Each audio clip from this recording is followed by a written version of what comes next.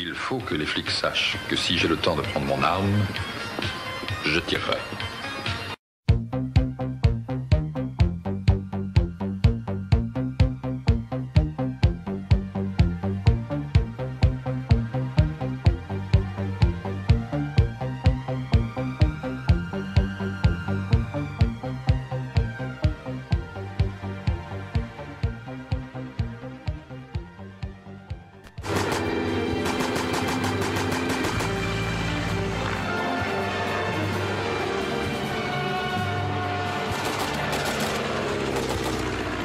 Le nord-est de la France, le 20 avril 1918. Le ciel du front occidental de l'Europe est le cadre d'une bataille féroce entre les avions de chasse alliés et allemands. Un des principaux acteurs de ces duels aériens n'est autre que Manfred von Richthofen, le champion de l'aviation allemande, surnommé le Baron Rouge. Le Fokker triplant de von Richthofen ratisse le ciel de la vallée de la Somme. Il prend en chasse deux Sopwith Camel de l'aviation britannique.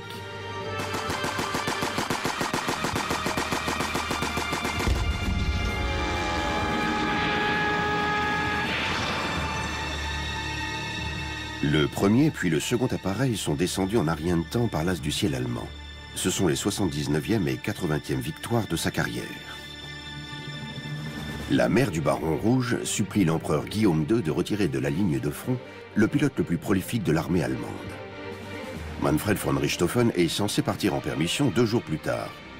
Il lui reste une journée de combat dans le ciel de France. Elle se terminera dans le mystère, la controverse et la mort.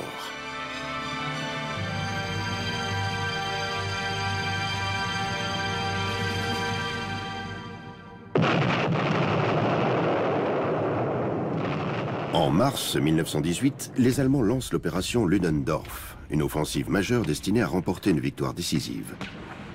Les troupes allemandes envahissent la vallée de la Somme.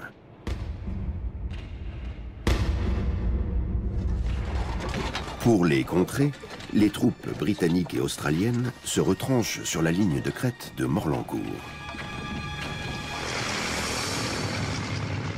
Les deux camps utilisent des avions de reconnaissance pour repérer les positions ennemies. Ces appareils sont accompagnés d'avions de chasse qui assurent leur protection. Une des escadrilles allemandes les plus redoutables est surnommée le Cirque volant. Son commandant est Manfred von Richthofen.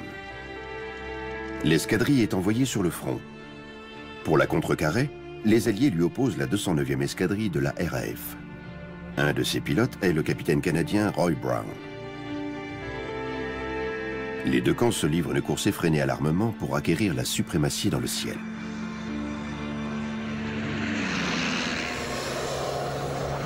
On dirait un de nos avions. Il a un triplant aux fesses. Les troupes alliées postées sur la ligne de crête de Morlancourt se préparent au pire en voyant 2 avions foncer sur eux. Le triplan rouge de von Richthofen se rapproche d'un Sopwith Camel. L'as du ciel allemand est sur le point d'abattre son 81e appareil ennemi. Et soudain, un second avion allié surgit de l'Est pour se joindre au balai de la mort. Le capitaine Brown tente de rattraper von Richthofen pour l'empêcher d'enrichir son tableau de chasse. Le crépitement des mitrailleuses de l'artillerie et des avions résonne dans la vallée de la Somme. La bataille est brève. Et pour une fois, ce n'est pas un appareil allié qui tombe en vrille, mais le triplan rouge du baron qui plonge vers le sol.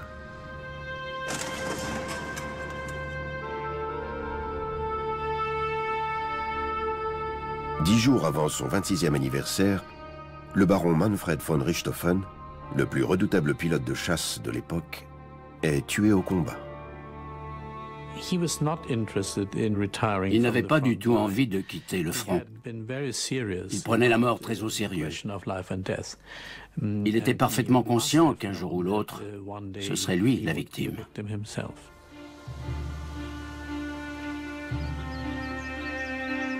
Loué pour avoir eu le courage de prendre en chasse le redoutable baron rouge, le capitaine Roy Brown est aussi crédité de l'exploit de l'avoir abattu. Pourquoi un as du ciel, aussi brillant que von Richthofen, a-t-il outrepassé les règles en s'enfonçant aussi loin en territoire ennemi? Et est-ce vraiment un tir du capitaine Brown qui a tué von Richthofen? De nouveaux indices offrent un éclairage nouveau sur le mystère qui entoure cet épisode. Un des hauts faits de la course à l'armement que les forces aériennes des deux camps se sont livrées. Manfred von Richthofen voit le jour dans une famille de l'aristocratie prussienne. Son père est officier de cavalerie. Manfred hérite de son instinct de chasseur. Il a vécu une jeunesse heureuse. C'était un garçon athlétique et fort, et toujours joyeux. Il pratiquait le tir, l'équitation, la natation, comme tous les jeunes de l'époque. Son avenir est déjà dessiné. Il rejoindra l'armée impériale allemande. Comme il est très doué à cheval, il se destine à la cavalerie. Au début du conflit, la cavalerie est chargée des missions de reconnaissance. Mais la nature de cette guerre, avec ses tranchées, ses mitrailleuses et ses kilomètres de fils barbelés, n'autorise pas l'utilisation des chevaux. Les avions se voient confier les missions cruciales de reconnaissance. Ils doivent repérer les tranchées de l'ennemi, la position de ses pièces d'artillerie et le mouvement de ses troupes. Les pilotes deviennent les yeux de la guerre. L'aviation recherchait des pilotes, ce qui était très mal vu par la cavalerie et surtout par les officiers les plus anciens. Ils étaient réticents. Pour eux, les avions étaient inutiles. C'était juste une curiosité, quelque chose d'expérimental, d'amusant. Nous préférons rester fidèles à la tradition, disait-il.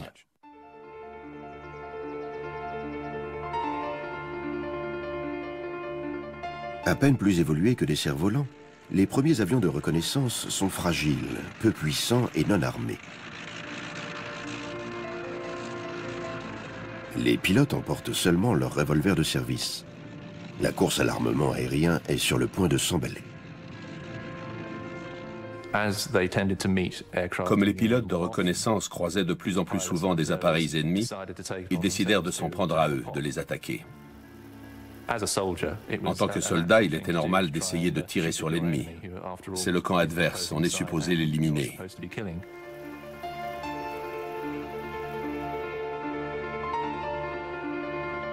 Réduit à l'inactivité dans la cavalerie, von Richthofen est fasciné par les exploits des nouveaux chevaliers du ciel, ces jeunes qui récoltent des informations cruciales pour les forces terrestres. Il a fini par s'ennuyer. Il voulait jouer un rôle plus excitant dans cette guerre. Mais il s'est dit que ça lui prendrait trop de temps d'apprendre à piloter. Il fut donc très heureux de pouvoir participer au vol de reconnaissance et de bombardement.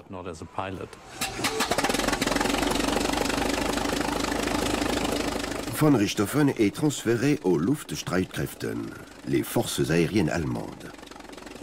En mai 1915, il est envoyé à Cologne pour participer à une formation de vol de reconnaissance.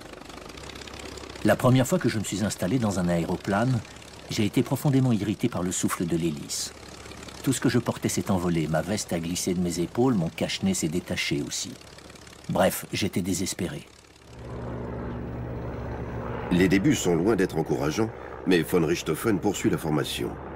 Doué d'un instinct de chasseur, il réalise que pour dominer le ciel, il faudra être un excellent tireur. Les deux camps se lancent dans une course contre la montre pour équiper leurs avions de chasse de mitrailleuses. Il faut à tout prix protéger ces avions de reconnaissance et détruire ceux de l'ennemi. Le plus grand défi consistait à augmenter de façon conséquente la puissance des moteurs. En équipant les avions d'une mitrailleuse, ils perdaient 300 mètres d'altitude juste à cause de l'ajout de ce poids. C'était très dangereux pour les pilotes, car les avions ennemis pouvaient surgir au-dessus d'eux, ce qui était un avantage indéniable.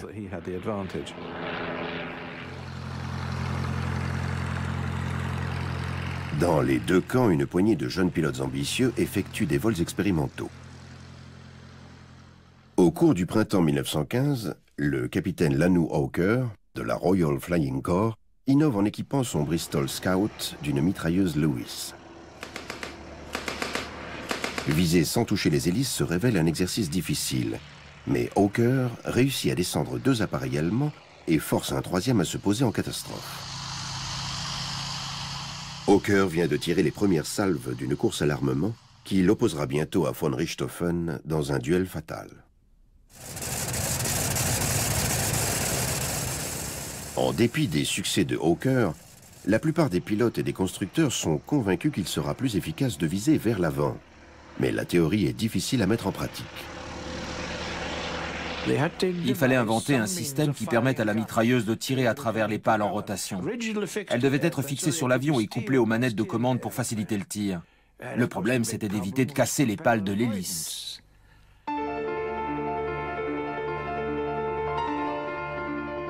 La solution est trouvée au printemps 1915, grâce au jeune aviateur français Roland Garros.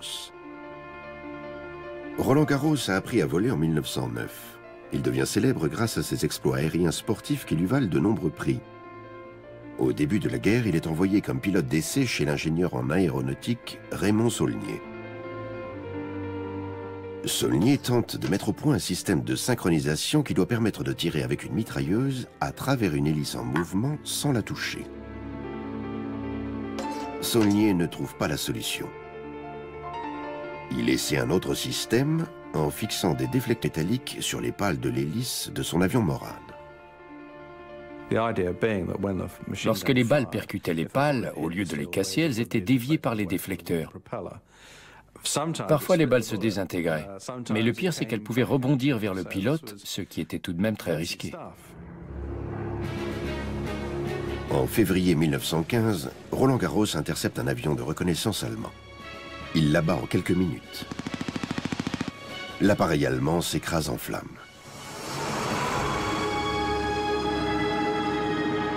Cette victoire est suivie de beaucoup d'autres. Roland Garros devient ainsi le premier as du ciel de l'histoire. Roland Garros rendait les Allemands perplexes. Quand son avion s'approchait du leur, ils étaient convaincus qu'il ne courait aucun danger. Or, soudain, son appareil se mettait à cracher des balles. C'était la confusion totale dans les rangs allemands. La période de gloire de Roland Garros ne dure pas longtemps. Un jour, le moteur de son appareil rend lame en territoire ennemi et il doit atterrir en catastrophe. Son avion équipé de déflecteurs métalliques est envoyé par les Allemands à Anthony Fokker, un jeune ingénieur néerlandais qui travaille pour eux. Roland Garros a involontairement livré une découverte primordiale aux Allemands. Anthony Fokker se rend rapidement compte que les déflecteurs sont dangereux pour le pilote. Il décide de concevoir un mécanisme qui synchronise le tir de la mitrailleuse et la rotation des pales. En quelques jours, l'ingénieur néerlandais met au point un système qui bloque le tir dès qu'une pale passe devant le canon de la mitrailleuse. Anthony Fokker offre ainsi aux Allemands le Graal qui doit leur offrir la suprématie dans le ciel. Une mitrailleuse tirant vers l'avant et synchronisée sur la rotation de l'hélice. La mitrailleuse était installée dans l'alignement du nez de l'appareil à hauteur des yeux du pilote. Quand ce dernier se calait derrière un appareil ennemi, son regard était dans le prolongement du canon de sa mitrailleuse. À l'automne 1915, les Allemands reprennent la suprématie dans le ciel. Les Fokker monoplans équipés d'une mitrailleuse pointée vers l'avant et synchronisés sur l'hélice sont mis en service. De jeunes pilotes ambitieux sont formés pour les piloter. Les plus redoutables pour les Alliés sont Max Himmelmann et Oswald Bölke. Bölke et Himmelmann ont appris ensemble à se battre dans le ciel. L'appareil n'était pas génial, il n'était pas très maniable ni très rapide. Mais l'avantage, c'est qu'il était excellent en piqué. Ils ont exploité cette qualité pour mettre au point les premières tactiques de combat aérien. Manfred von Richthofen est impressionné par les jeunes as de l'aviation allemande. Il est toujours cantonné mitrailleur dans des bombardiers biplaces, mais il veut devenir pilote de chasse. Une rencontre fortuite va bouleverser sa vie.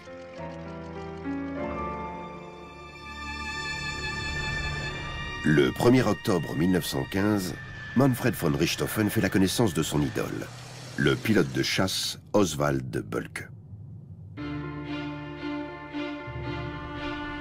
Bölke était le seul d'entre nous à avoir abattu un appareil ennemi. Je lui ai demandé « Raconte-moi comment tu t'y prends ». Il m'a répondu en riant « Mon Dieu, c'est très simple en fait. Je m'approche de lui, je vise le mieux possible, je tire dessus et il s'écrase. »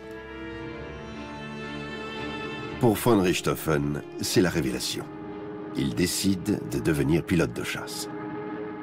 Bölke lui a dit, « Si tu veux acquérir mon expérience, il faut voler. Tu dois devenir pilote. » Manfred a donc décidé de suivre la formation de pilote. Pendant que von Richthofen apprend à voler, Bölke et Immelmann inventent différentes tactiques pour descendre les avions de reconnaissance ennemis. Immelmann attaque ses adversaires de face, puis il effectue soudain une demi-boucle verticale, suivie d'un demi-tonneau pour les attaquer par derrière. Cette figure acrobatique appelée Immelmann devient rapidement un classique des combats aériens. Pour ne pas demeurer en reste, Bölke rédige un manuel de tactique qui restera la Bible des pilotes de chasse jusqu'à la Seconde Guerre mondiale. Placez-vous de préférence entre le soleil et l'avion ennemi. Lancez votre attaque quand l'ennemi s'y attend le moins. Ne lui tournez jamais le dos, ne tentez jamais de fuir.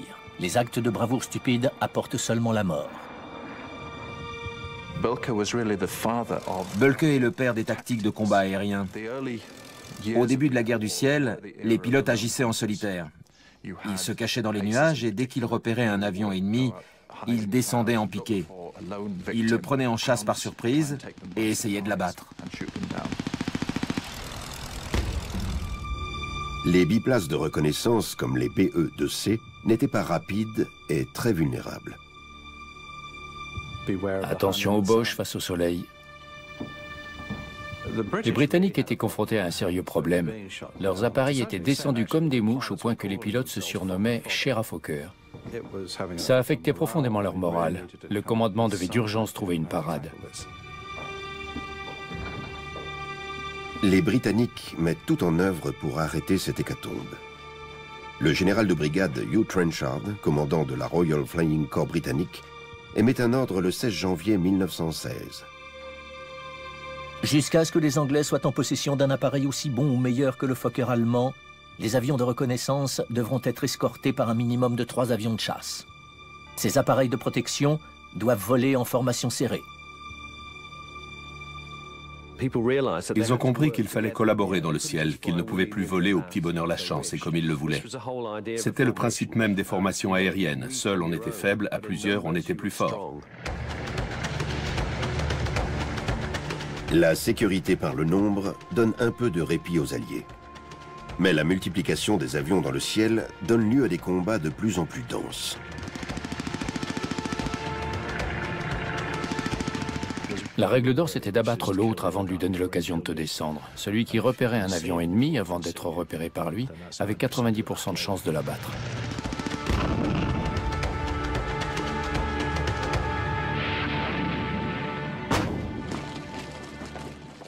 La première moitié de l'année 1916 est marquée par l'offensive allemande à Verdun.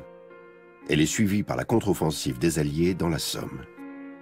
Les combats incessants donnent lieu à une boucherie indescriptible qui va hanter toute une génération de jeunes soldats. Dans le ciel, Manfred von Richthofen se fait les dents en tant que pilote de soutien. D'abord dans un biplace, ensuite à bord d'un monoplan. Ce n'était pas un pilote doué au début. Il a raté son premier examen de vol. Mais il apprenait très vite les règles essentielles. Il était très content d'apprendre. Il a dit un jour que c'était fantastique de chasser dans le ciel.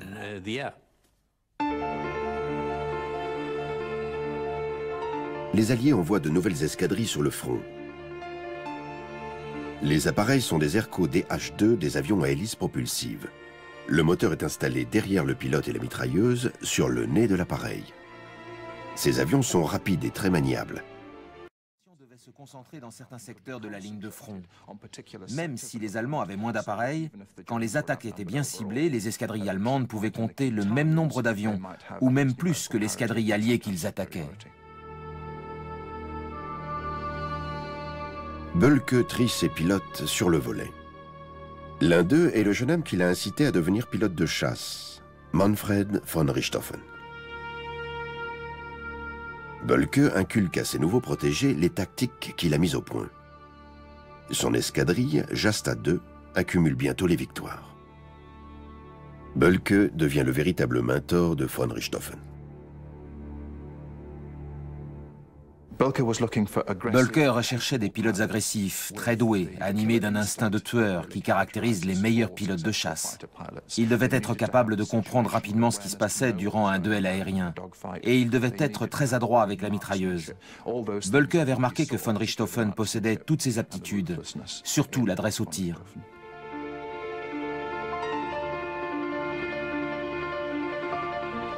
Vers la fin de 1916, les nouvelles Jasta prennent de plus en plus d'initiatives. À partir de septembre, après la mise en service de l'Albatros, un avion de chasse très rapide et lourdement armé, les escadrilles allemandes reprennent la suprématie dans le ciel. En automne, Bölker abat son 40e avion ennemi. Alors qu'il est à l'apogée de sa carrière militaire, il est tué lors d'une collision à mi-altitude. Son successeur est abattu peu après par Lanu Hawker, le meilleur pilote britannique. Le vide au sein du commandement allemand est rapidement comblé par l'étoile montante Manfred von Richthofen. En l'espace de 2 mois, avec son escadrille Jasta II, il abat ses 10 premiers appareils ennemis. Devenu le commandant temporaire, von Richthofen décide de trouver l'escadrille de DH2 de Hawker pour venger Bölker, son mentor. Le DH2 était un appareil très maniable et Hawker était un pilote très doué. Von Richthofen avait l'avantage de la vitesse et de l'armement. Leur duel fut une suite d'acrobaties folles pour prendre position derrière l'ennemi. On volait tous les deux en cercle comme des cinglés, un coup à gauche, un coup à droite. J'étais bien conscient de ne pas avoir affaire à un débutant. Finalement, il a essayé de m'échapper en zigzagant. J'ai saisi ma chance.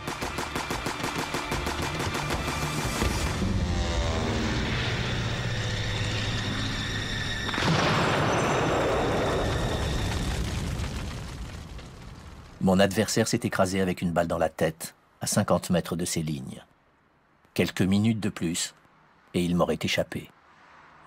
Manfred avait trouvé en Hawker un adversaire à sa mesure, et il a eu la chance de réussir à le descendre. Mais il le tenait en haute estime, car Hawker était très compétent et très doué. Pionnier audacieux de l'aviation britannique, Lanu Hawker est enterré à côté de l'épave de son avion. Il est la 11e victime de Manfred von Richthofen. Le pilote allemand est en train de façonner sa légende. Le 10 janvier 1917, Manfred von Richthofen est nommé commandant de l'escadrille de chasse Jasta 11. Ayant acquis une réputation redoutable, von Richthofen fait peindre son albatros en rouge vif. C'est le début de la légende du Baron Rouge. Il fallait pouvoir se reconnaître dans le ciel. C'est pour ça qu'on a commencé à peindre les avions dans la couleur de l'escadrille ou une couleur personnelle. L'appareil peint en rouge de von Richthofen est devenu une sorte de talisman.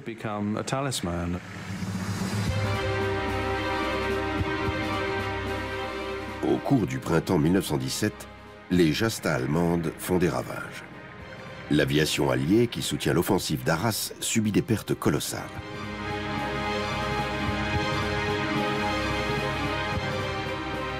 Au cours de la première semaine d'avril, la Royal Flying Corps perd 75 appareils. Surnommée Avril sanglant, la guerre du ciel tourne à la débâcle pour les Alliés. Des pilotes n'ayant pas 20 ans arrivent du front avec moins de 18 heures de vol au compteur. Ceux qui n'apprennent pas vite sont condamnés à mourir au combat. En 1917, l'espérance de vie des nouveaux pilotes alliés se compte en semaines. Comparé à leur nombre, le pourcentage de pilotes tués au combat dépasse le pourcentage de fantassins massacrés dans les tranchées. En l'espace d'un mois, les Allemands ont abattu 362 appareils alliés. Von Richthofen et ses hommes, ainsi que les pilotes des autres escadrilles allemandes, ont semé le chaos au-dessus d'Arras en avril 1917. La Royal Flying Corps n'avait jamais subi de pertes aussi énormes. Ça a été le mois le plus noir de toute la guerre pour l'aviation alliée.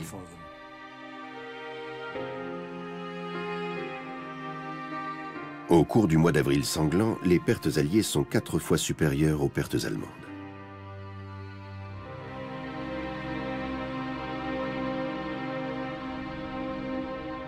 Von Richthofen a descendu 52 avions ennemis. Il a dépassé Bölke, son mentor, et devient le plus grand as du ciel de la guerre. Pour von Richthofen, les sentiments n'entraient pas en jeu. Il tuait pour protéger ses camarades qui se battaient au sol. Voilà pourquoi il faisait son boulot. La plupart des Britanniques le détestaient, bien sûr, parce qu'il était terriblement efficace. Mais l'idée répandue selon laquelle il tuait de sang-froid et refusait lâchement les combats en duel, toujours à l'affût derrière ses camarades, cette idée est le fruit d'une incapacité à comprendre pourquoi il était là, et aussi la nature de la guerre. Il s'en fichait de descendre un avion complètement sans défense. Il préférait même ça. Il avait tendance à éviter les combats qui comportaient un risque. Il attaquait uniquement quand il était quasiment sûr d'abattre un ennemi. Il s'approchait tout près de son appareil et il l'arrosait de plomb.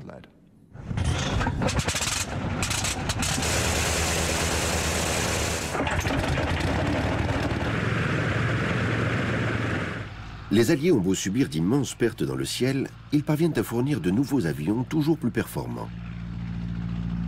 Le SE-5A est rapide et monte très rapidement. Le Sopwith Camel est lourdement armé et très maniable. Et le Bristol biplace est un appareil polyvalent qui se révèle efficace pour combattre. Ces avions entrent en service au milieu de l'été 1917. Ces appareils étaient aussi bons, sinon meilleurs, que les avions allemands. La technologie déployée par les deux camps dans le ciel était alors équivalente. Chaque appareil des deux camps avait un petit avantage sur ceux de l'ennemi, mais la différence était minime. À partir de ce moment-là, c'est le nombre qui est devenu décisif. Et les forces en jeu sont défavorables à l'Allemagne. Le blocus naval exercé par les Alliés bloque la production allemande. Les appareils détruits n'étant pas remplacés aussi rapidement que ceux des Alliés, von Richthofen décide de créer de grandes escadres en unissant plusieurs escadrilles Jasta. Ces escadres de chasse sont mobiles. Elles peuvent être déployées rapidement dans n'importe quel secteur de la ligne de front, une tactique qui se révèle très efficace. Le célèbre cirque volant est né. On aurait dit un service d'urgence. Ils n'étaient pas suffisamment nombreux pour s'attaquer aux appareils britanniques et français sur toute la ligne de front. Ils chargeaient donc les avions sur des camions, se rendaient à un endroit donné, montaient un camp non loin de 3 ou 4 aérodromes à proximité d'une localité, et ils se battaient jusqu'à ce que le danger soit écarté. Ensuite, ils allaient s'installer ailleurs, comme un cirque, d'où le surnom de cette escadre.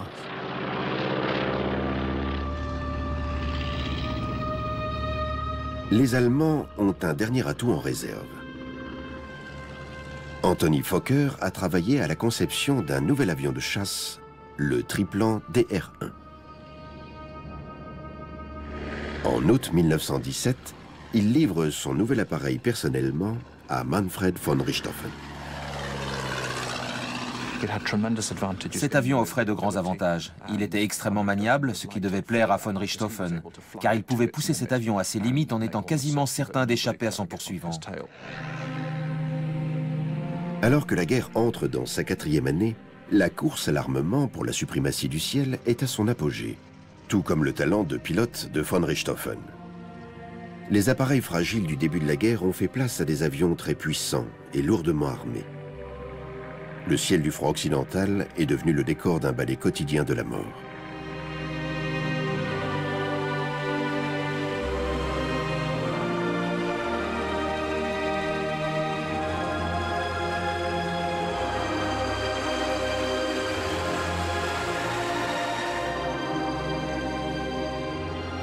C'est l'époque des grandes batailles aériennes. On raconte qu'en 1918, quand il n'y avait pas une 60aine d'avions impliqués en même temps dans les combats, c'était considéré comme une bataille mineure. On aurait dit une ruche en pleine effervescence. Les avions virevoltaient dans un cube aérien de 1500 mètres de côté. Ça devait être un spectacle incroyable.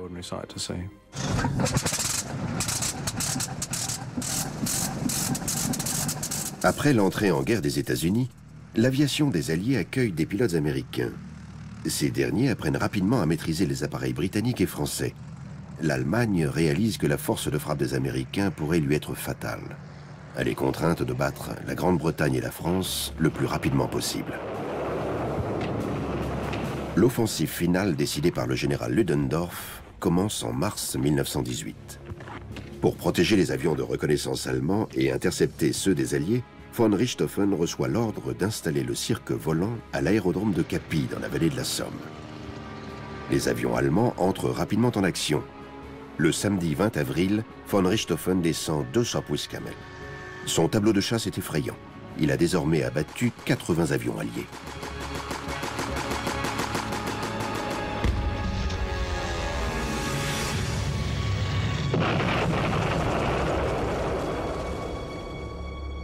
Sur l'insistance de la mère du Baron Rouge, l'empereur Guillaume II s'apprête à retirer son héros du ciel de la ligne de front. Von Richthofen est logé dans le petit château de Capi. Dans 2 jours, il partira en permission. Mais il lui reste une journée de combat.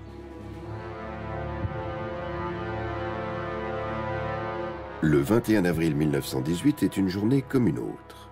Si ce n'est que le vent qui souffle normalement d'ouest en est s'est inversé.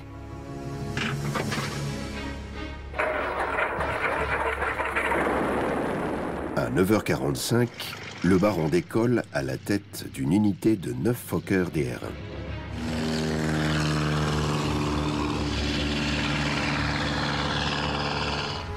Peu après 10h40, la formation allemande repère 5 Sopwith Camel qui arrivent du sud. Les Allemands virent pour affronter les avions alliés. Alors que les appareils s'apprêtent à en découdre à 3000 mètres d'altitude, 2 pilotes, un Allemand et un Britannique, ont l'instruction de rester au-dessus de l'aire de combat. Von Richthofen protège son jeune cousin Wolfram. Dans l'autre camp, Wilfred May, une nouvelle recrue originaire du Canada, a reçu l'ordre du capitaine Roy Brown de ne pas attaquer l'ennemi.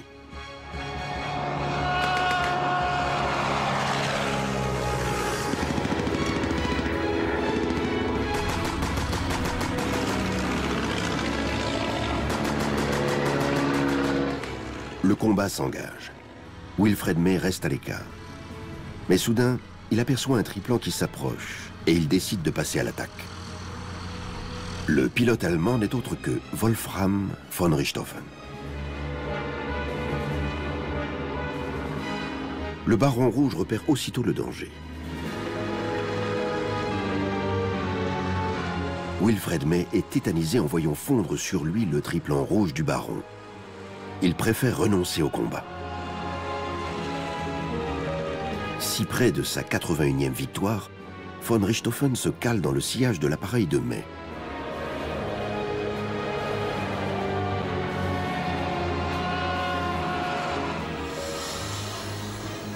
On dirait un de nos avions. Il a un triplan.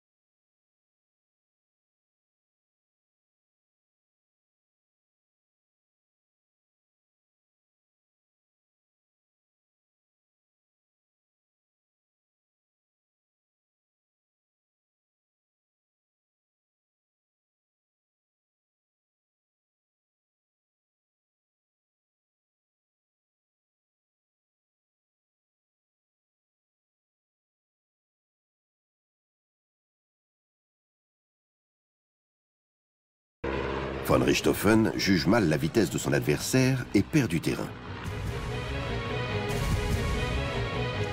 Pour le rattraper, il trompe May en utilisant sa mitrailleuse de droite.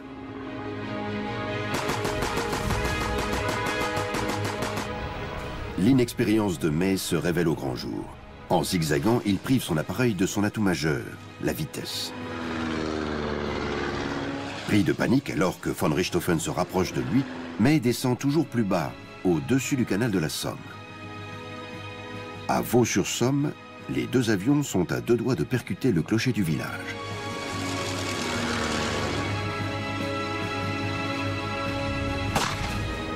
Von Richthofen recommence à tirer avec sa mitrailleuse de droite.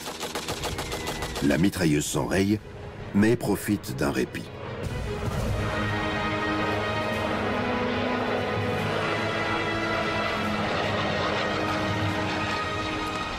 Le baron s'est aventuré profondément en territoire ennemi. Au sol, les mitrailleurs tirent des salves sur l'avion rouge. Le capitaine Brown arrive du sud-est et pousse son avion à fond pour lancer une attaque contre le baron. Au loin, la Somme tourne subitement vers le sud, au bas de la crête de Morlancourt. Mais oblique soudain vers la crête, pour échapper aux salves tirées par le baron. Von Richthofen s'approche pour asséner le coup de grâce. Alors que les deux appareils survolent la crête, le capitaine Brown surgit du sud-est et déclenche une longue salve vers la queue du triplan allemand.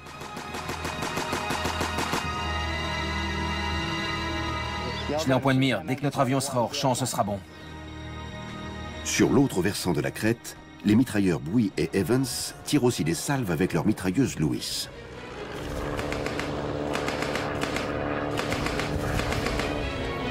Et au pied de la crête, le sergent Popkin, qui suit également le combat aérien, fait crépiter sa mitrailleuse Vickers. Le fils ne savait pas grand-chose de la Première Guerre mondiale. Il accompagnait juste son père sur les champs de bataille. Sur la ligne de crête de Morlancourt, il a soudain appris que son père, qui faisait partie de l'artillerie britannique, se trouvait avec un officier dans un poste avancé, d'où il a assisté au combat entre von Richthofen et Brown. Et il a vu l'avion de von Richthofen se poser. L'officier a demandé à mon père d'aller arrêter le pilote, ce que mon père a fait. Mon père est arrivé le premier au bord de l'appareil. Le pilote a tenté de lui dire quelque chose en allemand. Il a lâché un soupir et il est mort. Ce récit offrait un nouvel éclairage sur les derniers instants de la vie de Richthofen. Cela confirme que l'avion a atterri intact, qu'il avait été piloté jusqu'au sol, que von Richthofen était toujours en vie, ce que personne ne savait avant cette lettre. Comme von Richthofen était encore vivant au sol, le tireur a dû l'atteindre une vingtaine de secondes avant qu'il atterrisse. Le capitaine Brown était-il suffisamment proche pour tuer le baron? Un second indice permet de répondre à cette question. Il s'agit d'un paquet de lettres écrites dans les années 30 entre John Coltman, ancien officier de la RAF de la Seconde Guerre mondiale, et des témoins du dernier vol du Baron Rouge. Cette correspondance n'avait pas été consultée depuis 60 ans. Ce que j'ai découvert très rapidement, c'est que la plupart des personnes qui ont écrit à Coltman n'ont jamais été contactées par ceux qui enquêtaient sur cet épisode. C'était donc une mine d'or pour moi. Le paquet contient notamment une lettre d'un certain Derbyshire, un ingénieur australien qui a assisté à la lutte aérienne depuis le canal de la Somme. Cette position lui permettait de voir en même temps von Richthofen et le capitaine Brown. C'était le combat décisif. Je me suis retourné pour regarder les deux avions en lutte passer au-dessus de la ligne de crête. J'ai entendu une rafale de mitrailleuses. Le Fokker a aussitôt perdu de la vitesse et amorcé une boucle. Puis il s'est redressé et il est descendu lentement hors de ma vue, comme pour atterrir normalement. Ensuite, j'ai vu le troisième avion s'approcher de la ligne de crête. J'ai été étonné d'apprendre plus tard que le Boche avait été descendu par un avion, alors que notre chasseur n'avait pas tiré avant que l'Allemand se pose. Le témoignage de Derbyshire est un indice crucial. Derbyshire a vu le triplan repasser la ligne de crête, amorcer une boucle, puis descendre pour faire un atterrissage forcé. Cela nous indique à quel moment le pilote a été atteint par la balle. C'était bien après l'attaque de Brown. Il semble que le capitaine Brown était pressé de revendiquer cette victoire. Pourtant, dans son rapport sur le combat, il reste plutôt flou pour ce qui est du tir qui a tué le baron. Lorsque le capitaine Brown a été contacté par Coltman dans les années 30, il a éludé les questions, comme s'il voulait protéger une réputation qu'il ne méritait peut-être pas. Ça n'a aucun sens de faire une déclaration alors qu'il existe des rapports officiels. Alors, qui a tiré la balle mortelle?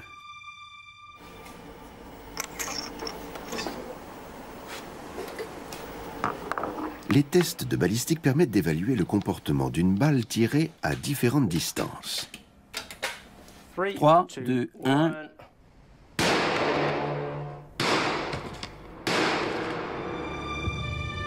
Quand une balle pénètre dans un corps, l'onde de pression provoque un choc hydrostatique. Plus on tire de près, plus les dégâts sont importants. Si la balle avait été tirée d'assez près, les blessures de von Richthofen auraient été moins nettes. Or, quand les médecins ont effectué l'autopsie du cadavre, peu après la mort du baron, ils ont été capables de suivre le trajet de la balle dans le corps.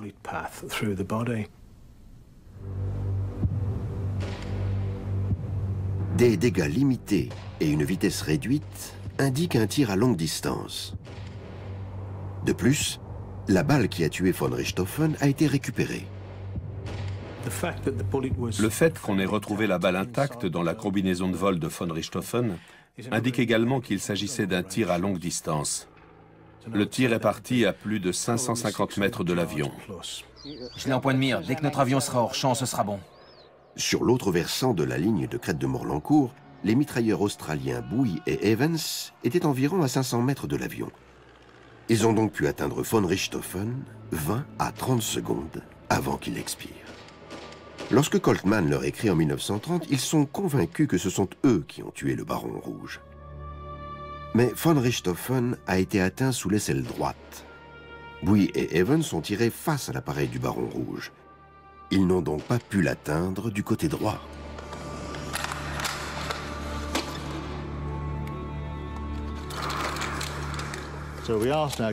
On a demandé à notre expert en balistique ce qu'il fallait faire. Il nous a demandé « Connaissez-vous quelqu'un qui a tiré à 550 mètres sur la droite de von Richthofen ?» On a répondu « Oui ». Eh bien, voilà votre homme. Installé au sommet du versant, le sergent Cedric Popkin, de la 24e compagnie de mitrailleurs, rate von Richthofen alors qu'il vole vers la ligne de crête. Il fait aussitôt pivoter sa mitrailleuse de 180 degrés, au cas où le triplan réapparaîtrait de l'autre côté. La chance lui sourit. D'après nos recherches, celui qui était le mieux placé pour abattre von Richthofen était Cedric Popkin, un sergent mitrailleur de nationalité australienne.